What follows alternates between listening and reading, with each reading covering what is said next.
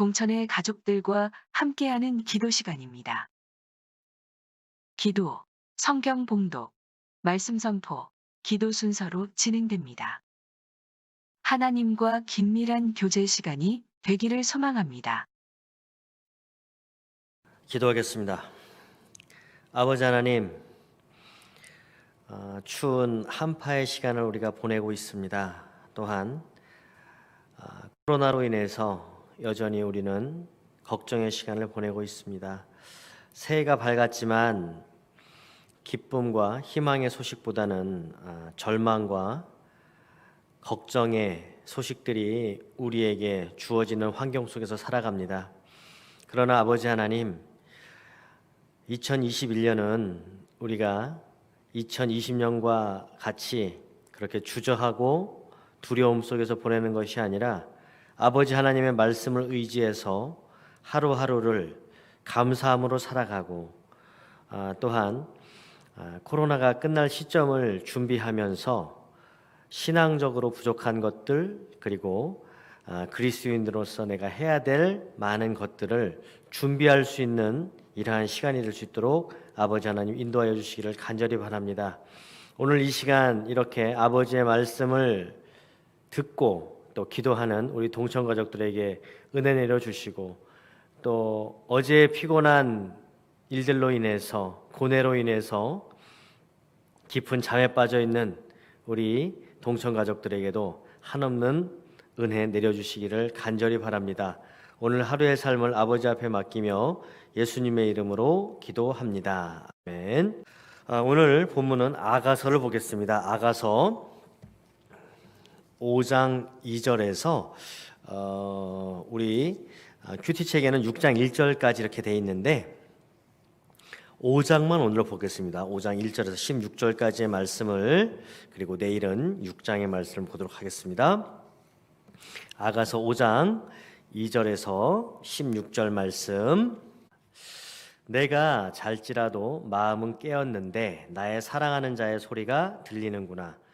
문을 두드려 이르기를 나의 두이 나의 사랑 나의 비둘기 나의 완전한 자야 문을 열어다오. 내 머리에는 이슬이 내 머리털에는 밤이슬이 가득하였다 하는구나.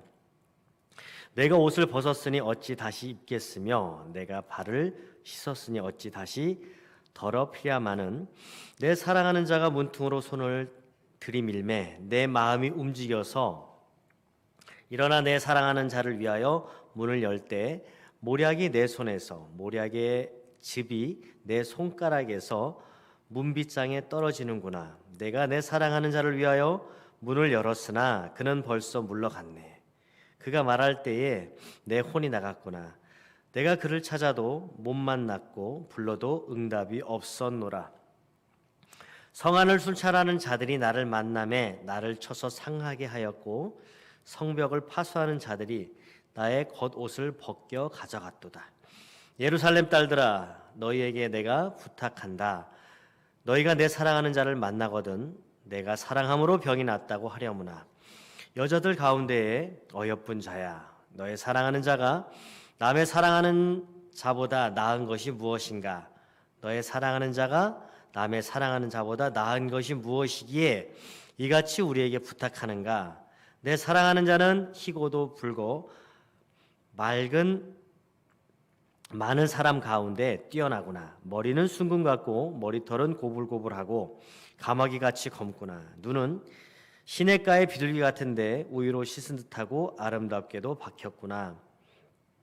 뺨은 향기로운 꽃밭 같고 향기로운 풀 언덕과도 같고 입술은 백합화 같고 모략의 즙이 뚝뚝 떨어지는구나. 손은 황옥을 물린 황금 노리개 같고 몸은 아로 새긴 상아에 청옥을 입힌 듯하구나. 다리는 숭금 받침에 세운 화반석 기둥 같고 생김새는 레바논 같으며 백향목처럼 보기 좋고 입은 심이 달콤하니 그 전체가 사랑스럽구나. 예루살렘 딸들아, 이는 내 사랑하는 자요 나의 친구로다. 아멘.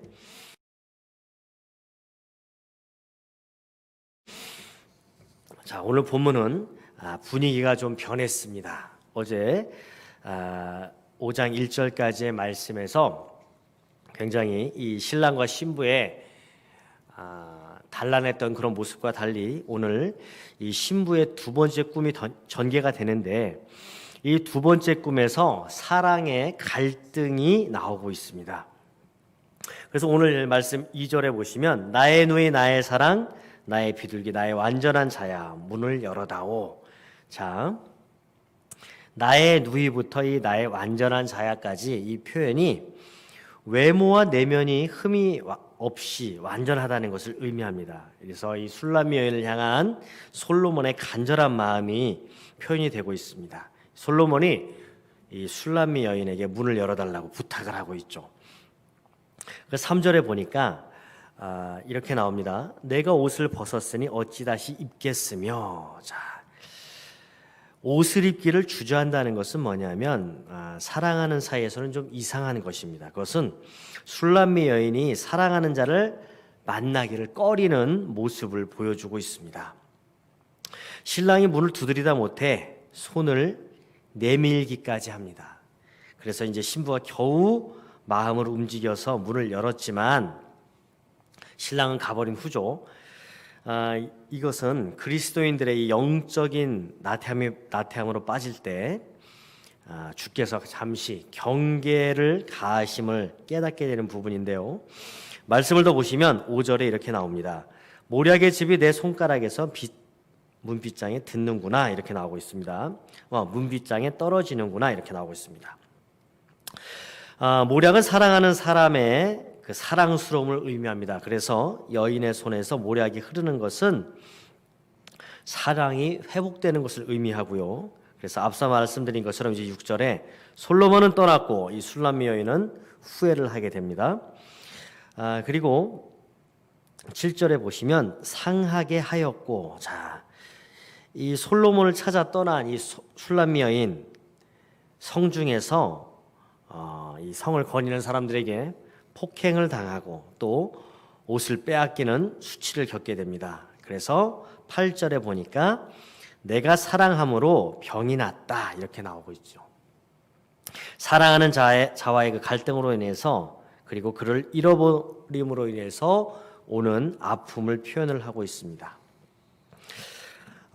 오늘 이 본문은 이 술람미 여인이 직접 경험한 일을 기록한 것이기보다는 상징이 강한 것을 보게 됩니다. 그러나 이것은 신랑이 떠난 후에 그녀가 실제로 솔로몬을 찾아 나서고 그의 곁에 가까이 가려는 노력하는 모습을 그려지는 것으로 볼 때 결혼 이후에 이 신랑에게 무관심했던, 그래서 처음에 열정적인 사랑이 다소 식은 그녀의 이 신부의 심적인 상태, 그리고 그러한 것이 어떠한 의미로 다가오는지를 이야기를 통해서 우리에게 말해주고 있습니다.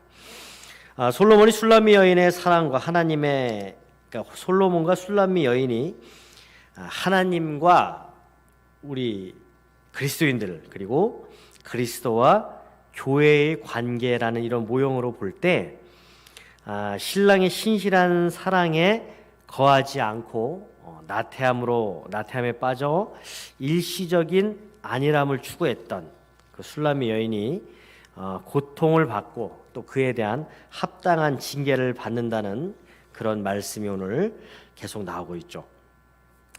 다음 말씀 9절에서 16절까지의 말씀을 보면 이제 이 일시적인 나태함에 빠져 있던 이 여인과 그리고 신랑과의 관계가 큰 위기를 초래하게 되지만, 자, 예루살렘 여인들의 질문에 이제 대답하는 형식으로 이 솔로몬의 아름다운 외모와 그리고 그의 인격에 대해서 그것을 기리는 노래가 나오고 있습니다.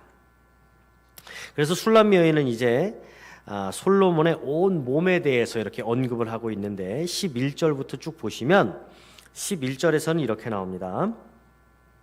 머리는 순금 같고 머리털은 꼬불꼬불하고 까마귀 같구나. 그리고 12절에서는 눈은 시냇가의 비둘기 같은데, 그리고 13절에 보니까 뺨은 향기로운 꽃밭 같고 또 입술은 백합화 같고 14절입니다. 소는 황옥을 물린 황금 노리개 같고, 그리고 15절 다리는 순금 받침에 세운 화반석 기둥 같고, 이렇게 돼 있죠. 그리고 15절에 보시면 다리는 순금 받침에 세운 화반석 같고, 다음 16절 입은 심히 달콤하니, 이렇게 되어 있습니다. 자, 남성적인 그런 성품을 노래한 부분을, 오늘 이 부분을 세 가지로 이렇게 요약을 해보면, 남성다운 매력을 그 색깔, 꽃, 향, 단맛 이렇게 표현을 했고, 이제 순결성을 나타내는 것을 비둘기, 시냇가, 씻음 이렇게, 그리고 장엄한 힘과 권세를 금과 이 대리석, 상아, 보석, 레바논, 백향목 이렇게 이런 표현으로 쓰고 있습니다. 그래서 첫 부분의 그 10절과 마지막 부분 16절에서